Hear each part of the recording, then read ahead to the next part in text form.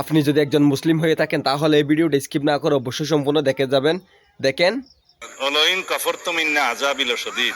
Fine শাকারতুম লাযীদান্নাকুম ওয়ালাইন কাফারতুম ইন্না আযাবি লাশাদীদ। শুকর করতে হবে জীবনের, শুকর করতে হবে বরাবর, শুকর করতে হবে মাননীয় প্রধানমন্ত্রী। কোরআন হাদিসের আয়াত এবং যেই রাসূল ইসলামের বাণীগুলো আছে এগুলো তো আসলে ঠাট্টা বিদ্রুপের বিষয় না।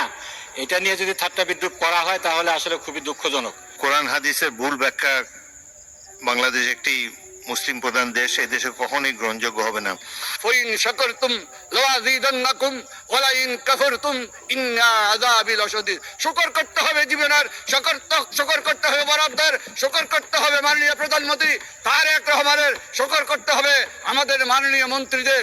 তারা শুকর করে না কিন্তু অস্বীকার করে, সেই জন্য তাদের উপর লাশাদীদুল আযাব, আযাবের কঠিন আযাব তাদের সম্মুখীন করতে হবে মাননীয় স্পিকার। আল কোরআনে আরেকটা আয়াত আছে মাননীয় স্পিকার, ওয়া মাকারু ওয়া মাকারাল্লাহ ওয়াল্লাহু খায়রুল মাকিরিন।